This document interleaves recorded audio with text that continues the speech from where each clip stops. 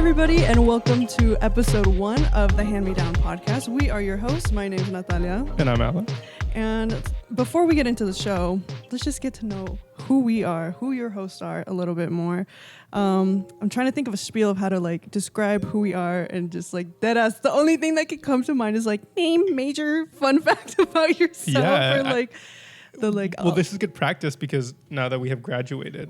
Oh, lore piece number 1. That we have graduated. Fresh. Fresh out of the college. So now we just have to okay, what's our identity after that? Which I've seen a lot of TikToks about. That's hard. Yeah. Well, this is practice. This is practice. So I'm actually going to have a crisis on camera right now as I try to figure out who I am. But if this was a college icebreakers, which by the way, I was not a fan of, the name, Natalia, pronouns she, her, major was film and television. And what did I say? Fun fact? There's nothing fun about me. At least not off the top of my head. Because I feel to me, my facts are me. So it's I know them versus Yeah, no, I get you. You don't have a go-to fun fact? My go-to fun fact is I have 4 sisters, because people some people are genuinely have their mind blown about that. They're 4 girls, and I'm yeah, You have a dog named Churo? Oh, I do have a dog named Churo. Oh, all my dogs have Latino names. Happy Hispanic Heritage Month. We're filming this during the first day of Hispanic Heritage Month. I guess. Yeah, my fun facts. All my pets' names are I guess Latin American names, or are meant to be pronounced with a Latino accent. So the dog's Churo and the cats are Azul and Cibalba. So that's fun. It's a great fact. Go cats and dogs. But anyway, your turn. Hi, everybody. My name is Alan. Pronouns he, him. Both of us freshly graduated from UCLA, University of Southern California. Oh my God. Whoa. Scratch. Whoa. Dude, Gene Block is shaking right now.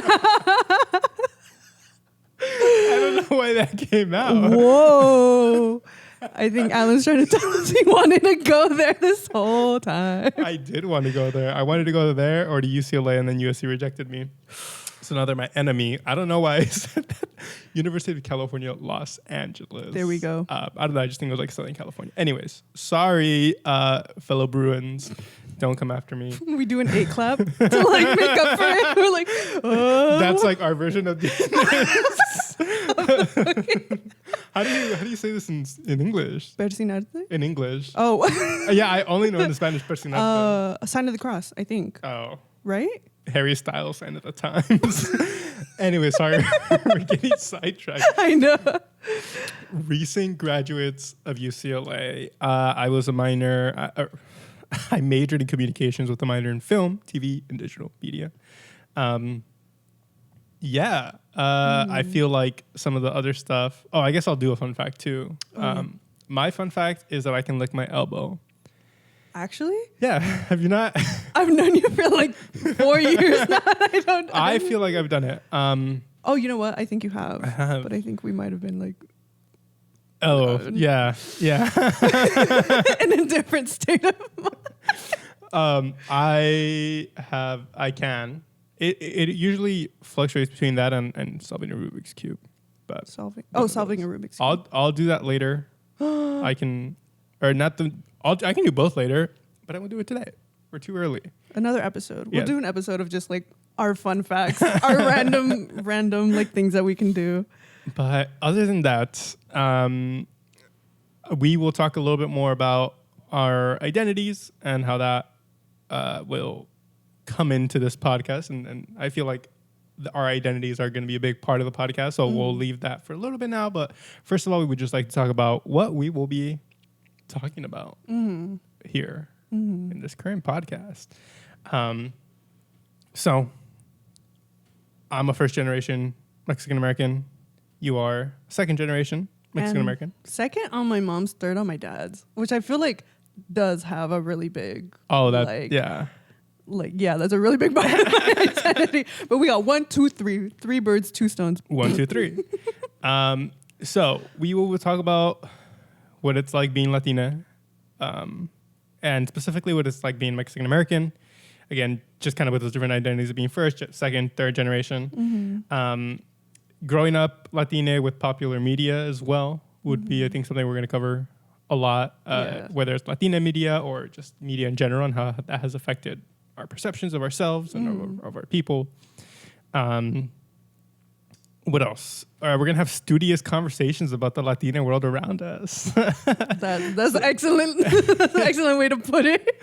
So just like, everything that we see through kind of like this Latina lens. And, we've taken classes about it, and just having conversations with people sort of in the university setting allows us to see everybody's perspective and kind of like be able to build our own. And even talking with people who haven't gone to university, I feel like. Oh, definitely, who just, that wasn't their path for them. They might have a different perspective, and just hearing that also and having that be part of our collective perspective. Yeah, definitely is going to be a podcast that focused a lot on just like, I guess like intersectionality as well. Like, yes, we're Latino, but like both you and I, we're so different but so same. So different but so same.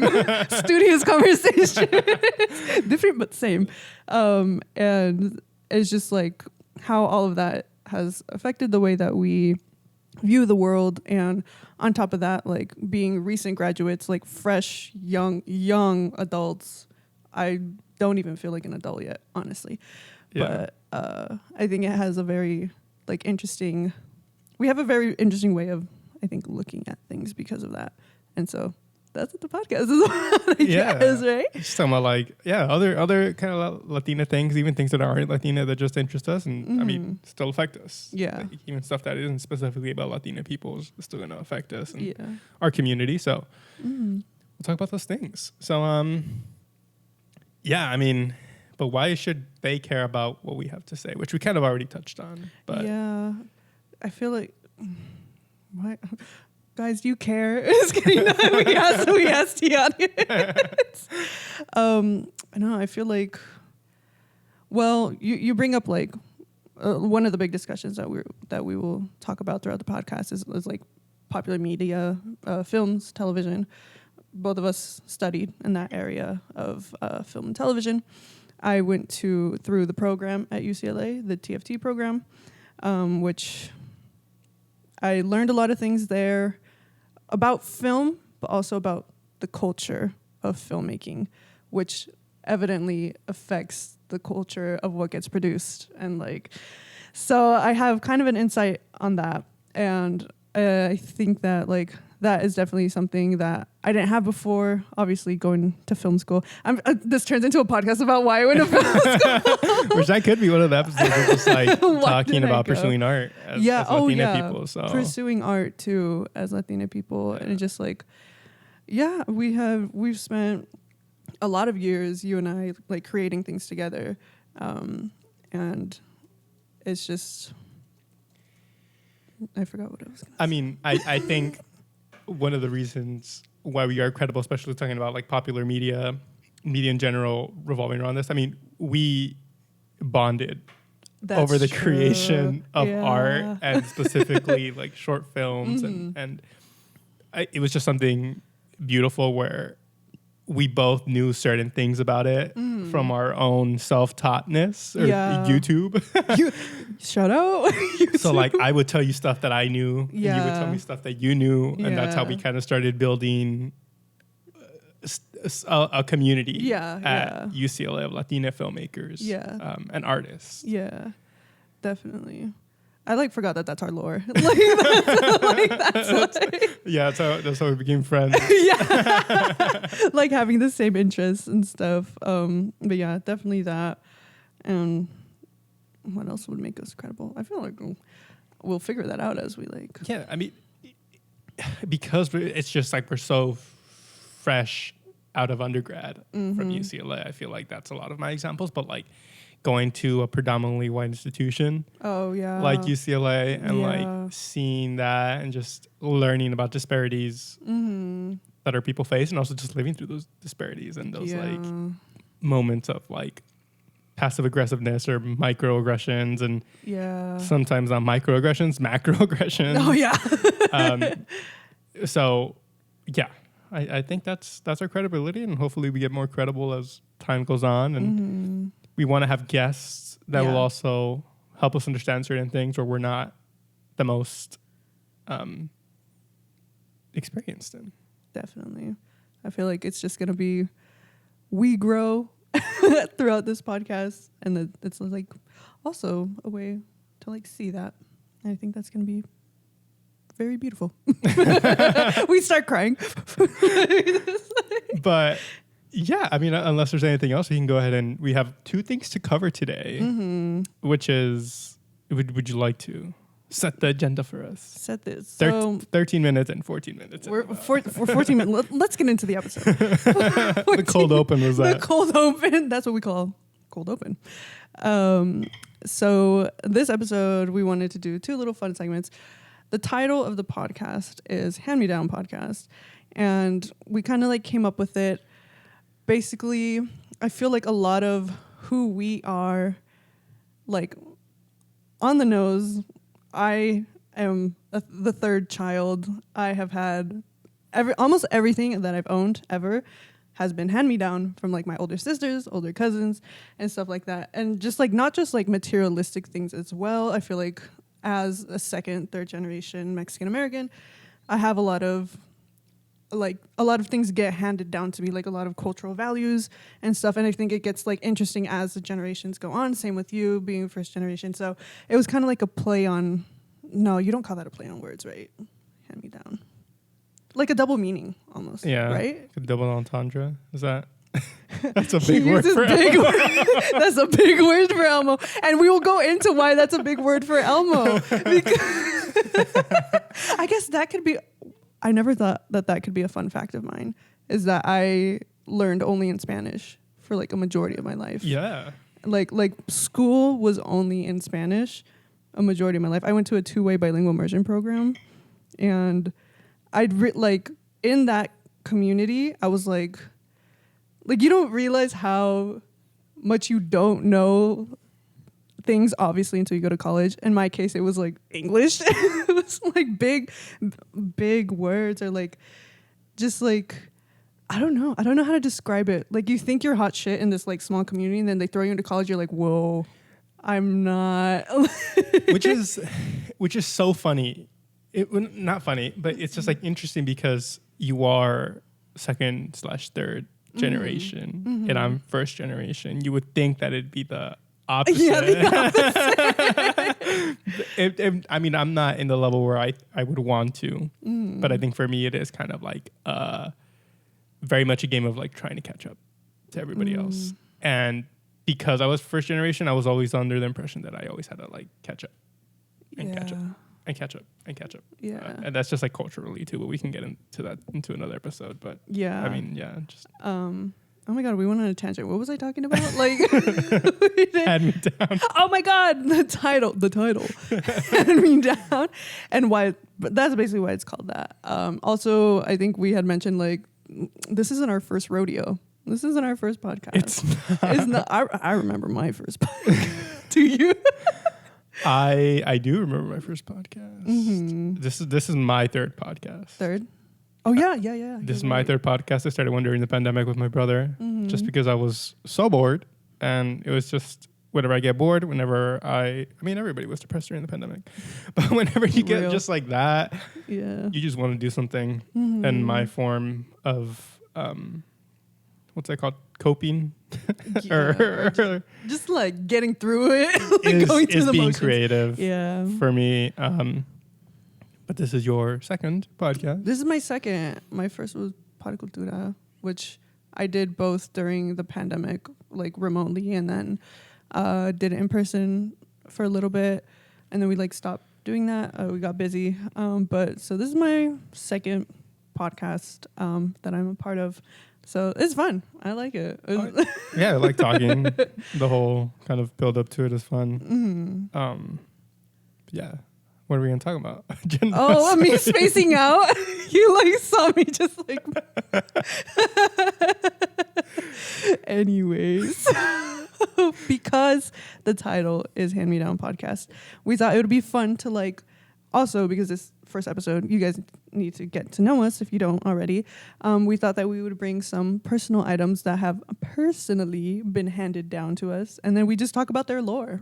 We just talk about how we use them in our life and the origin stories, and I think it's fun. It's like a show and tell, which I loved. So, I mean, if you're an audio listener, we'll try to describe it as much as we can. Yeah. But if you don't, go look at the podcast. Yeah, on YouTube. Come watch the podcast on YouTube. It's a lot more fun. You can see us. You can see what we look like. You can see when I spaced out like 2 minutes ago. I was just like, you can see our reactions. We're very expressive people. You see me talk with my hands, even though right now my hands are like, I'm nervous right now.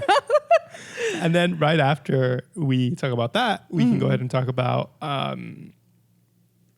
one of the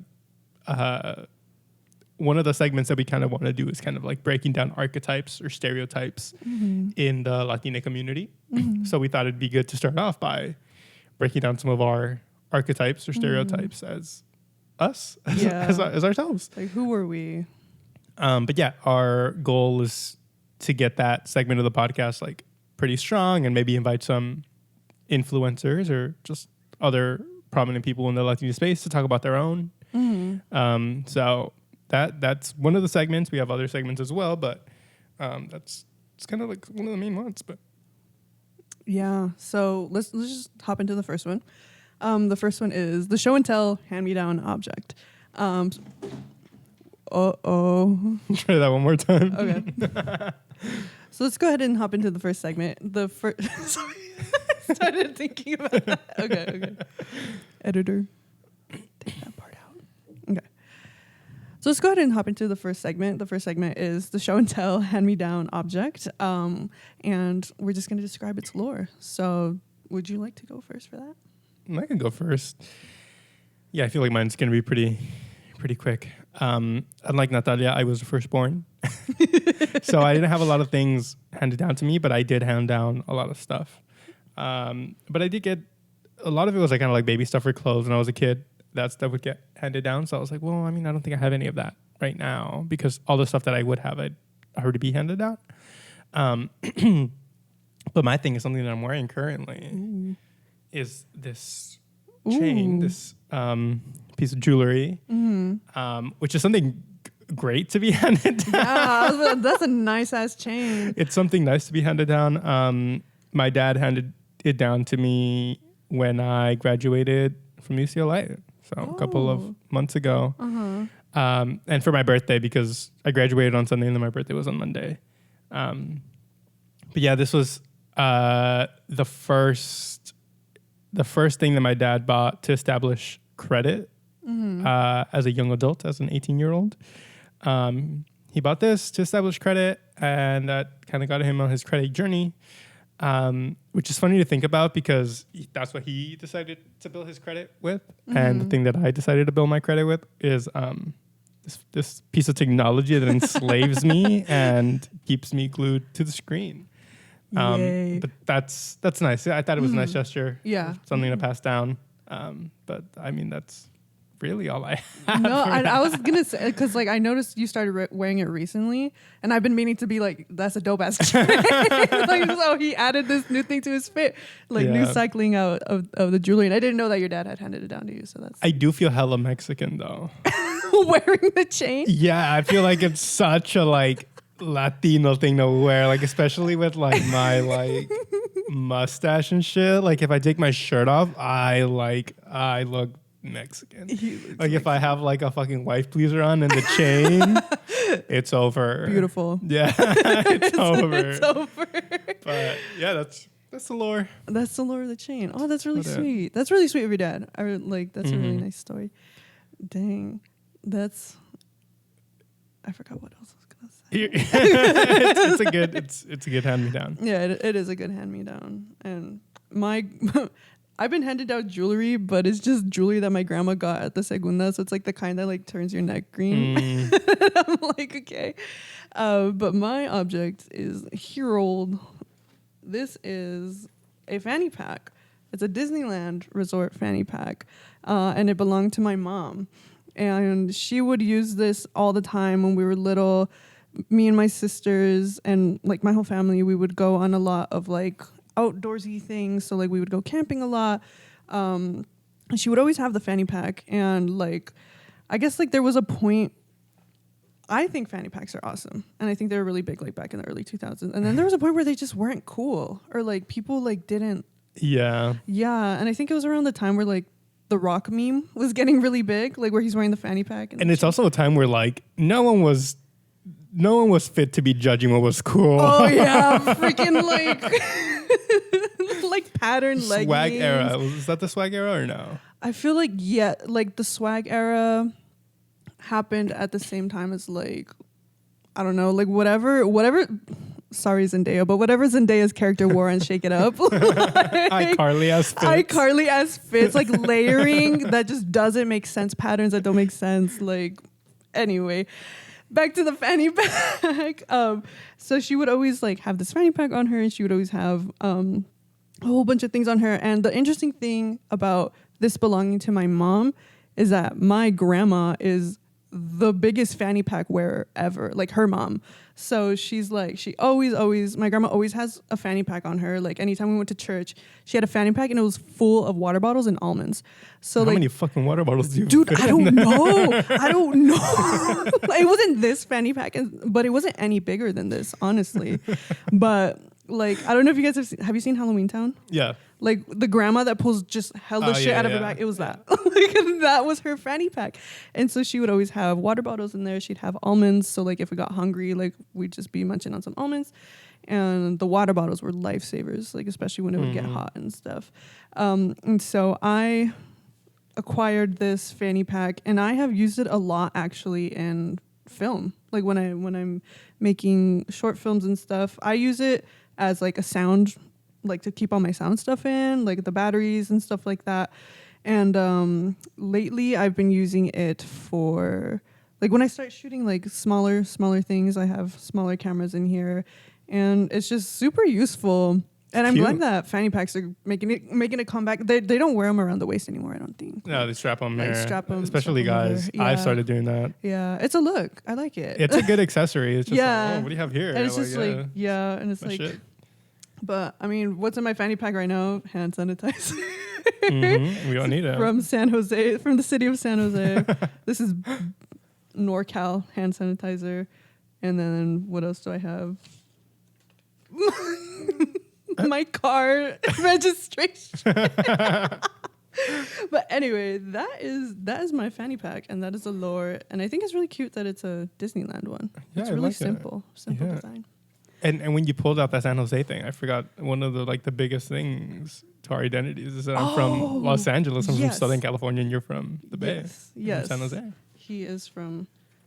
He's an LA native. Yeah, so I think that's also just a different perspective. Definitely. That's fun too. We've talked about it a lot. Yeah. But y'all say swap meets out here. Yeah. That was crazy. I was like, what?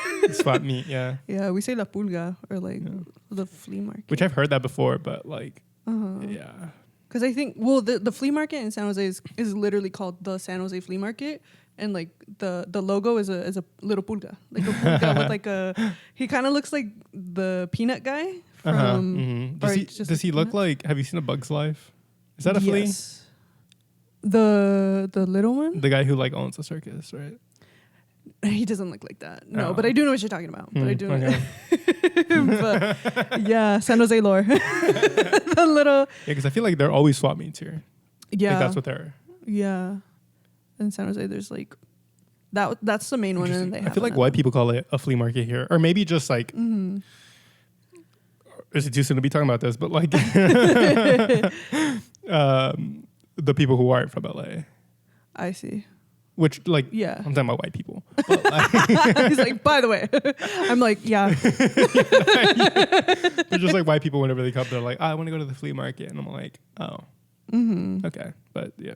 Anyways. That was good pieces of lore. Yeah. Good. I feel like yours was more useful. Mine's just like for looks. So I like it though. Like I like it a lot, and I like it even more now that I know it's lore. So I'm like, yeah. I want to get a little pendant on it. I don't know what, but I'm gonna get Mickey Mouse or SpongeBob. On the cross. Just kidding. No. Mickey Mouse, like the gangster Mickey Mouse, like that they sell at the mall. The shirts. The SpongeBob. The Bugs Bunny, like, yeah. and a wife pleaser. You match with them. Anyways. All right, so moving on. That was a pretty fast little piece of lore. Mm-hmm. But if we have other guests, maybe we'll ask them to bring stuff too. Yeah, I think that'd be fun. Yeah, I feel like most of the stuff that was handed down to us was like, that's very much a childhood thing too. Yeah. Maybe a little bit of an adult thing, just like appliances and stuff that also get handed down, but a little bit more of a kid thing. Yeah. Which I get.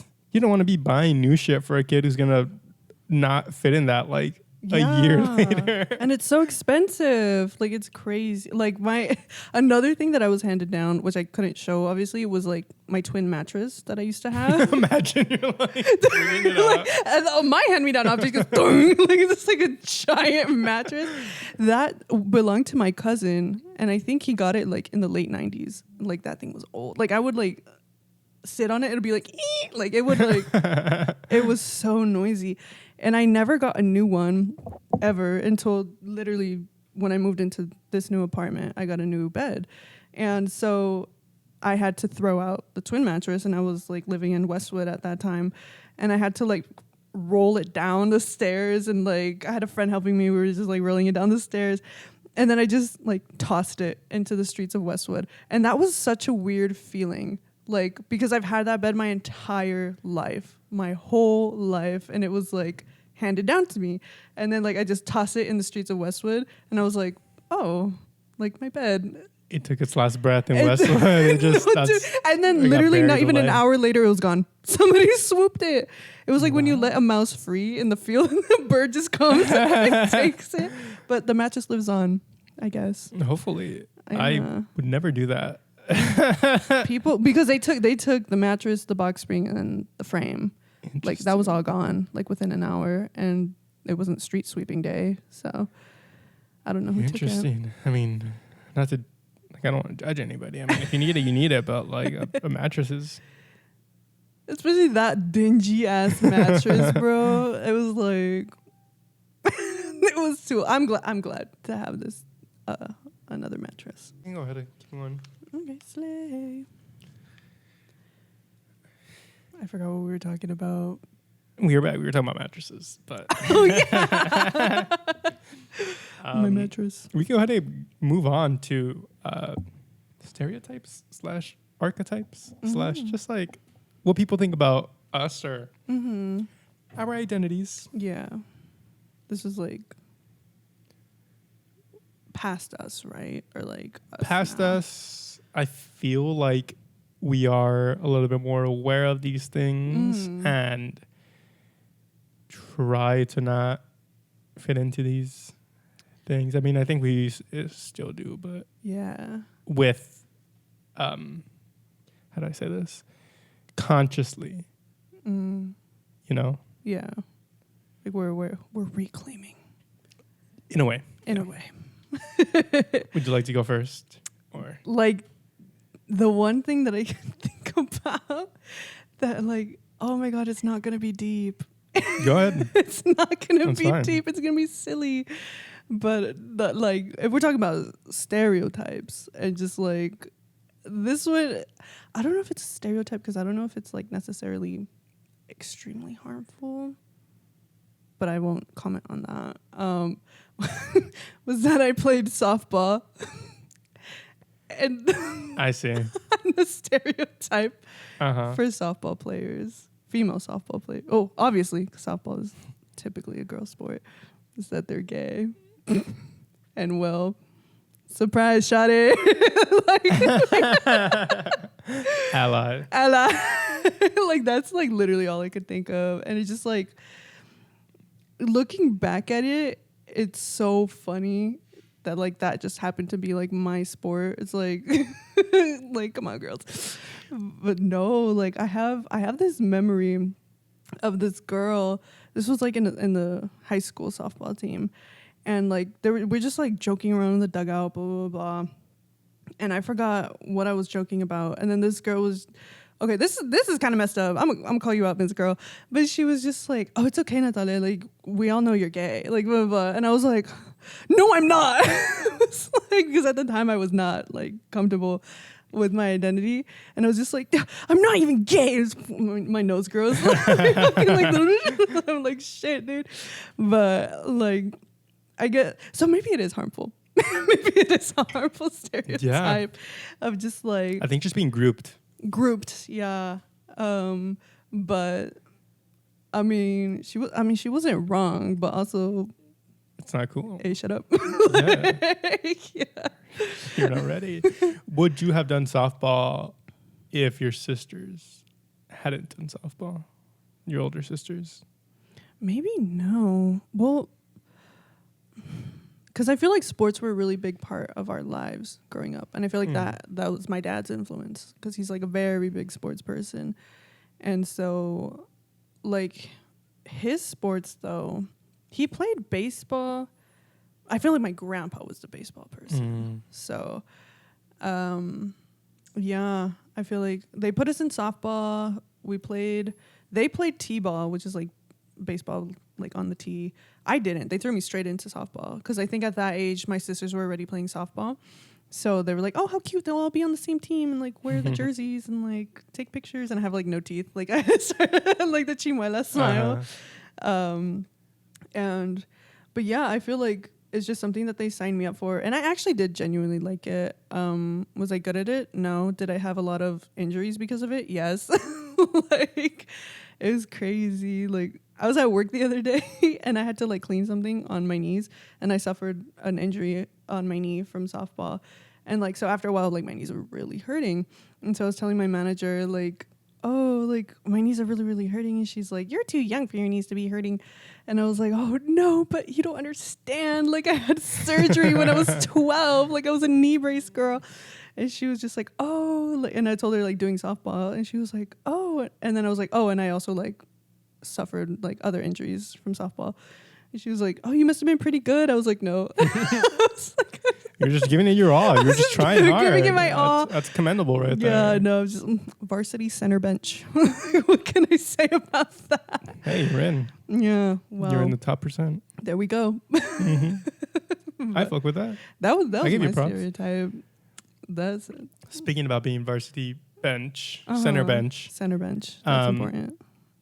I was also, I ran in high school. It was cross country and track and field. I had no business being in varsity.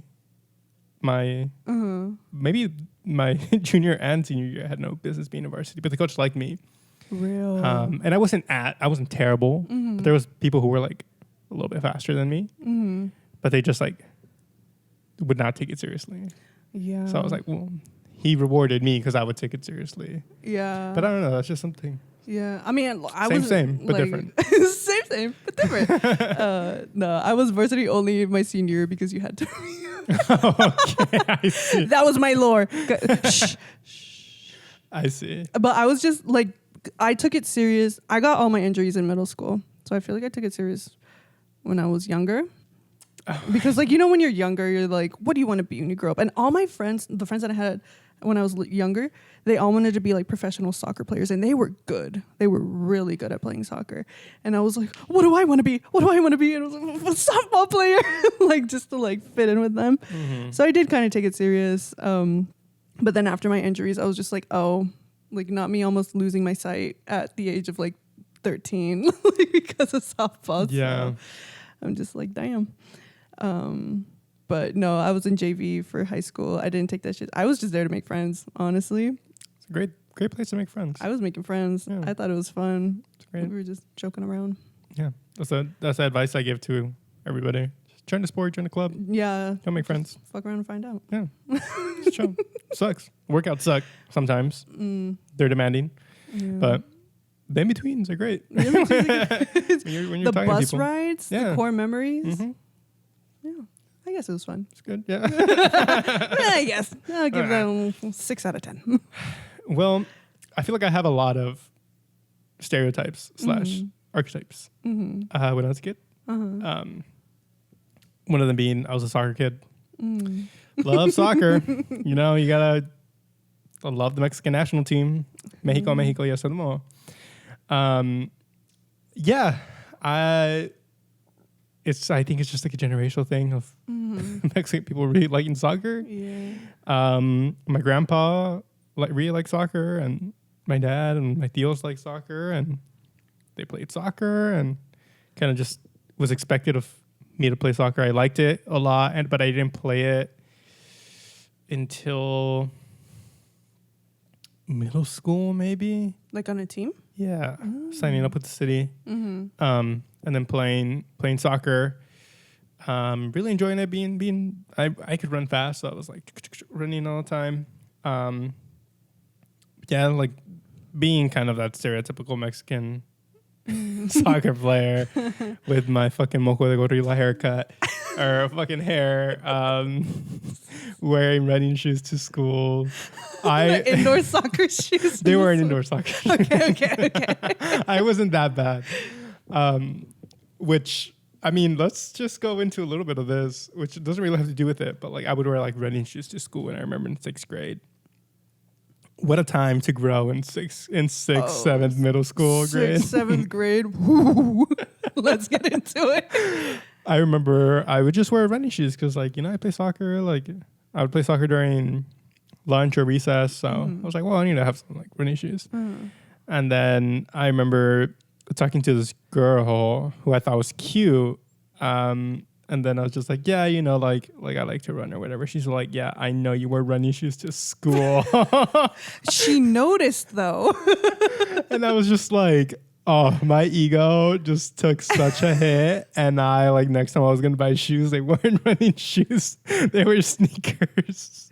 You're like, I like to run. She's like, I know. And it broke me. Oh my God.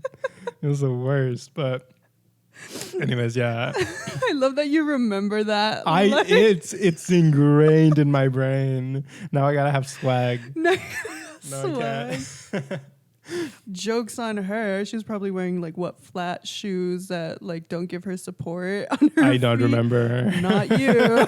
I had hella support. We're just picking on. I don't even remember who it was. I just remember Good. it was a girl. But being attacked. A light attacked me. What was I going to say? Yeah, and I recently went through, how you can, on Instagram, you can put your likes by like the first couple of likes that you had. And a lot of it was like soccer memes or like soccer stuff. And one of them was like, it was the soccer field. And then it said, keep coming, love Mexico. And he did. Which, yeah, being first generation, I like loved Mexico. And I really was like, this is my identity. My parents were very proud to be it. And I think for a lot of Mexican or Latina people who come from immigrant parents, I really do think it depends where you live and where you grew up. Oh, yeah. Because I grew up in a predominantly Hispanic city and neighborhood. Yeah. So they felt comfortable expressing their identity and expressing that part of themselves. But I get the people whose parents grew up somewhere where it was predominantly white or different ethnicity and having that kind of pressure to assimilate quickly and kind of just trying to forget their past. And like, we're in the US now. Yeah. US. But I think I had the privilege of being able to like live somewhere where that was the case, and I was able to like really get pumped up with that Mexican culture. Yeah, and that's one thing that I also was grateful to go to the school that I did when I did like K through 8, that it was like the bilingual school, because like they not only did they teach you the language, they taught you a bunch of like culture, and it's like it was predominantly Mexican, but we did have a lot of people from a bunch of different Latin American backgrounds. And like we would have like field day. Is that the correct word for that? Like when you're just like out, like desfile, like A parade. Well, we would have we would have we would go outside. It was an event. Let's just call it an event. Okay. Like Outside. So yeah, it was like an outside event, and like the whole school would show up, and like we would like learn a lot about like the labor strikes for like Cesar Chavez and stuff like that, which I know now like Cesar Chavez wasn't that good, but like they would teach us about like La Causa, like stuff like that, and we would sing songs that like the people who were striking would sing, and just like learn a lot about that history.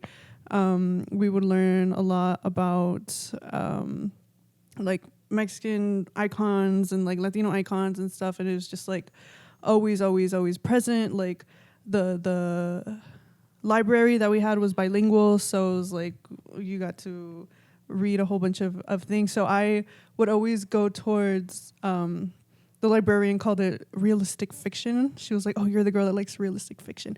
And it was like all the books about like the Latino American experience, like because it's not just Mexican American, but like other types of Latinos in America.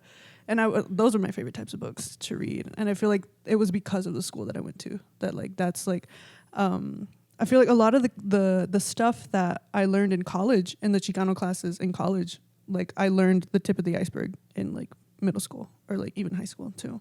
Nice. And I'm just like that I'm thankful for. Like whew, like that was a really nice thing to like grow up around, I think. I feel like I remember learning a lot about that in elementary school. Not so much middle school, a little tiny bit in high school. But other than that, yeah, I think it was college where I learned a lot of that stuff too. Especially being LA based. But yeah, it's one of my archetypes, being a soccer kid, a Mexican, and playing soccer. I liked it. I still do. I do wish to play more often. It just sucks that you need so many people to play. Yeah. I guess you can play with a little bit of people, but even then. Another one would be kind of the foo aesthetic. Kind of just like, like talking like, what's up, dog? Shit like that. Which I do a lot of that now, and I kind of lean into that, but it's consciously. And I remember like starting to say foo and dog, kind of words like that, ironically, and then like it just ended up becoming part of my vocabulary a lot. But I remember, okay, I used to make content as a kid. Yeah. Maybe 10, 11, 12, 13, 14, 15, maybe middle school, definitely middle school. And I would make, I thought that in order to make people laugh or to get people interested in the content I was making, I had to like put up this very stereotypical like cholo like figure. Yeah. And not to call him out because I don't think he knew what that was, or like I would love to get him on this podcast and talk to him about it. But Supereeego or Eric Ochoa, I think you showed me who that was because he would make a lot of videos of being like, you're Mexican if, and kind of just like, yeah, like it was just relatable content to me, that series. But then he also had this other series that might have been a little bit more popular called Cholo Adventures, where he would pretend to be like a cholo and like just do like be funny, all that stuff. And he low-key grew up around maybe the same neighborhood as me, I think. Kind of like that Southeast LA area-ish, maybe a little bit more like Montebello. I don't 100% know, I think. But yeah, his style of content like influenced a lot of how I saw Mexicans being portrayed online. And I think that's just true. I mean, like, I don't know what his name is, but also the guy on TikTok, or not on TikTok, on Vine, who would make like the Juan videos. I know exactly who you're talking. I don't know his name. I but don't I know remember his name, but the guy who would make those Vines as well. Like, this is the only representation that I would see of myself. Yeah. As a kid growing up during that time. Yeah. With the internet, this is who I would see. So that's what I thought I also had to do. So I would kind of make these videos and kind of like lean into that a little bit. And just really lean into like being Mexican and kind of like making fun of myself, which now retrospectively I'm like, oh, I saw this thing, a video about like King Batch also would do that a lot. Yeah. With, he would do it with his black heritage. And I saw that they compared it to like kind of how black people back then used to make fun of themselves for the enjoyment of white people. Yeah. And although I feel like that is not necessarily the same for Supereeego, because he had a very big Latino audience. I think my dad watched them. Yeah. Yeah, it was just like still kind of a little bit of hints of that, of like, okay, well, you're bringing other people down. Yeah. And kind of like making it kind of like a caricature. Yeah. Yeah. So I don't know. Go ahead. You're saying yeah, Lala. Like, No. Like, give your opinion. Yeah. I'm getting hyped because I'm like, yeah. I'll speak on it. Well, I don't know. Is there anything? No, just because you brought up the idea of like a caricature, which I think is like the perfect word to like describe it, where it just becomes like so over the top to the point where, because it's such a caricature and because it's so kind of like, what's that word? Exaggerated, like for the butt of the joke, basically, or like for the joke, it becomes more digestible for people who may not relate or who might not be part of that culture. So like, you know, you said like kind of like bringing that out for the sake of like entertaining like white people, like, and they just like they take in sometimes their only knowledge of what like a Latino is, and it's like that, it's like the caricature, super exaggerated, and it's like that's the only knowledge that they have, and they like internalize that, and that's when they start that's when this whole cycle starts. And I saw myself being part of that cycle. Yeah, but again, I was a kid. Yeah, you were like a baby. And like obviously as you become an adult, you learn a little bit more, and I don't know, I would just love to hear his thoughts on what that is now, like kind of like in retrospective. Yeah, because I don't blame him, because I mean I was doing the same thing. Yeah. But like I would just love to hear how he feels about it now. And yeah, I don't know, kind of not in an attacking way, of course, because like it's just a whole bunch of other stuff that leads it to become that. But does he still make content? He does that kind of content, or like different? He does, but I'm not 100%. I haven't seen it in a while. I don't know. I see how much more kind of like nuanced it is, like how much more like I see. Like self-aware. Like, like developed with the times, maybe type of thing. So that'd be interesting if it did like develop with the times. Yeah, because he was like huge. Like he was a big creator. Yeah, and someone I looked up to very, very much. And I still do. I still look back at that time very fondly. But just having like with all the stuff I know now, it's like, okay, well now like having a conversation about it. Yeah, I think, because I think it is important to have. And if like I was affected in that way, I wonder how it affected other people. And it might have not, but yeah, I feel like we could do a whole podcast about that, just like the concept of comedy, because like I'm thinking like I feel like I know a lot of adults in my life who would watch content like that that's like in a way can be seen as degrading to like Latino community. And if I were to say something about it, they're like, oh, you just can't take a joke. Like, it's just comedy. You just can't take a joke. And I'm like, let's talk about comedy. Like, let's talk about what's funny. And like, even now, I feel like having this conversation is just like, oh, well, no, like, well, they are jokes sometimes, but sometimes it's just like, okay, well. Yeah. Like, sometimes they're jokes, and then sometimes it's like they'll make like a very like a joke where they like sexualize a Latina woman like Oh. so bad, and I'm like, why are you giggling at this? It's so interesting to see. Oh yeah, Like yeah. comedy shows from Galavisión or Univision, very male gaze. Oh, Like those shows are insane with the jokes that they make and just how they dress up the women in the shows. yeah. And it kind of sucks because if you're a woman in that wanting to break in the comedy industry in the Latina sphere, you have to like put up with that. Yeah. I mean, just like women in comedy in general here too in the US. Yeah. Oh my God. People are always like, women aren't funny, and I'm like, I'm giggling at them, like their jokes more than I'm giggling at yours. I'm like sitting here with my jaw on the floor at your jokes. Like, And it's so stupid because some women make jokes about their vaginas or boobs or periods, and guys are like, ew, we don't want to hear that, or like, are those the only jokes you got? When guys are over here making dick jokes and fucking jokes about sex, like, shut up. yeah, What- it's the double standard basically. It pisses me off. It's just took a turn. We're just like starting a whole new conversation. I feel like this is what the podcast is gonna be, but Yeah. yeah it's just like,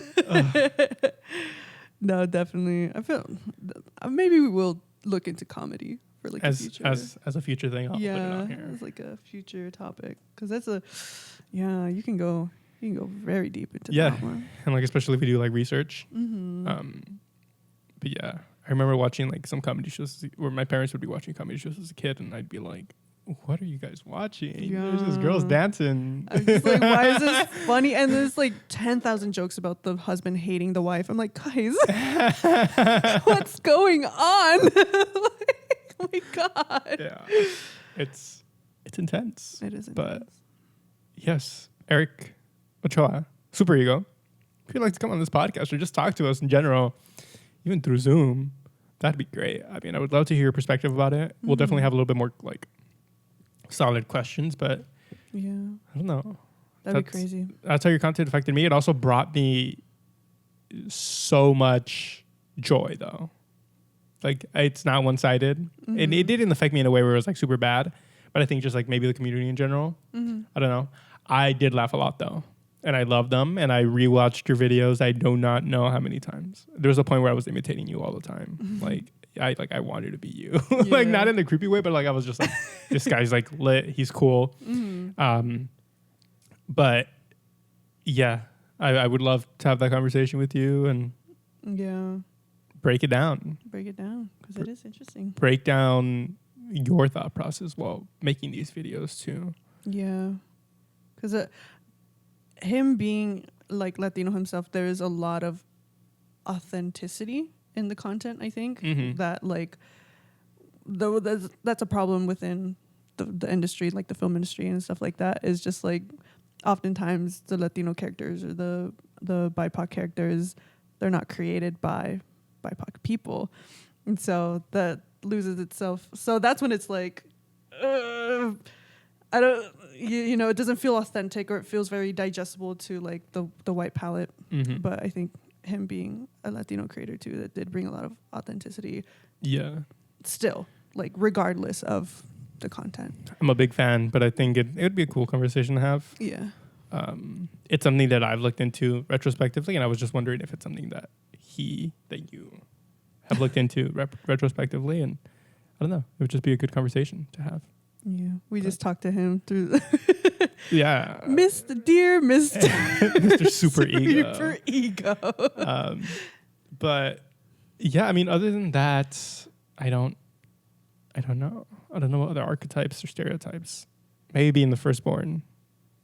Like, First generation. oh, first generation firstborn. But yeah. I feel like just like firstborn in general though, and no matter what, it's just like Yeah. carrying a lot of like just feeling like the need to have like a lot of responsibility. Yeah. I'm so middle child coded. I'm so middle child. What's middle child coded? Oh my God. It's like you can tell I had older people just humbling me constantly growing up. Like, just like, I don't know. Like, I feel like one of the biggest parts, because like, as we said at the beginning of the podcast, we're also trying to figure out where we fit into the world and stuff like that. Part of being the middle child was taking on personalities of like your older siblings and your older cousins. Sorry, but and it's just like, as I get older, now I have to figure out, okay, how much of that is me and how much of that was them. So it's just like a big, like, and then on top of that, being thrown into the real world, like after freshly graduating. And it's just like I guess I was an emo girly, I guess. That was like one of my things. And that was literally because of my older sister. Like, because she would listen to like rock music, punk music. Well, that's like an archetype or stereotype right there. Yeah. The rockera. The rockera. ¿Eres emo? ¿Eres emo? Sí. No soy emo. But yeah, like, just like, and that was so interesting actually to go through as a Latino person, the emo phase, because I feel like emo-ness is so white, or like, like I remember like going to concerts and stuff and just like feeling like, oh my God, I do not belong here. Like, it was just crazy. People were friendly, but they were also like friendly in the way where they're like curious. They're not ill-intended, but they make you uncomfortable. Like, I don't know if you've ever been in situations like that where it's like you're the only like Latino there and they're just kind of like, they like ask hella questions about you and stuff. And like, it was just so, and especially like in the online community too, because I was really big online. I ran a fan account, did other things that fans do. Maybe we'll talk about that in a different podcast. But I remember like, because sometimes people that ran fan accounts, they would post a bit about their personal life, and sometimes they would post pictures of themselves. I never did personally, but like, they were mostly white, and I was just like, oh, this is crazy. And I remember anytime somebody would post a picture of themselves and they were not white, I was like core memory. I was like, oh my God. I was like, oh my God, it's somebody that like I feel like I can identify a little bit more with. But it was just like, it was a crazy experience, I think, being emo and being Latina. and it's a very common thing. Yeah, and I feel like especially with a lot of Latinas. Yeah, like a lot of Latinas. Shout out Latina Emos. Like, and like, I wasn't aesthetically an emo because my mom didn't let me. My mom didn't let me get the haircut or do the nails or like do the makeup. So I was just like a wannabe like emo. But because I also looked pretty Latina, and I like, that was also the phase where I like overplucked my eyebrows. Like when I first discovered what tweezers were, like I just looked, I looked like a wannabe emo chola, and it was like just like thin ass eyebrows and just like band t-shirts and like skinny jeans, and it was like crazy. And I wonder, I don't know if this is true, but I wonder if that's that's one way of assimilating being emo. Yeah, because I mean, I guess punk is more like anti-authority, but I mean, so is emo, right? Like, yeah, kind of like rebellious type stuff, and like, yeah, like I like core memory was finding out that Pierce the Veil was Mexican. Yeah, I knew that because the emo girls at my high school were like, they're for their culture, and I was like, and I didn't, because I didn't. That was more screamo. I was more like, like My Chemical Romance, like pop emo, like punk rock almost. I think like Paramore. Still love Paramore. Oh my God. But like, and I remember like as I grew older and I was like starting to like see what other bands there were, and like came across Pierce the Veil, and like there was like one of their music videos where it was just like clearly like Latino influences, and I was like, what? And I like looked them up, and it's like, oh, like the main singer's name is Vic Fuentes, and I was like, Fuentes? that's the name of my softball coach, and he's Latino. And I was just like making connections, and it was just crazy because I feel like also growing up, I watched all of my like Disney princess movies were in Spanish, so I thought they were all Latino. Like I thought Aurora was just a white Latina. Like I was so shook when she wasn't. I was like, oh shit. But so that was crazy, like discovering Pierce DeVale, and I'm like, oh my god, they're like actually Latino. Like that's crazy. But yeah, I forgot. Throwback to my emo era. I'll bring her back. Don't you worry, guys. I'm writing that down as like maybe a future topic. Emo era and like music. Yeah, music growing up. Latina music. Okay. Does he have anything else to say? I think we might be reaching the end of the episode today. A little bit all over the place, but that's fine. I feel like that's also just very us. Like we just go on tangents and then we're like, what were we talking about? Well, I don't want to miss an opportunity to like talk about something. Yeah. Definitely.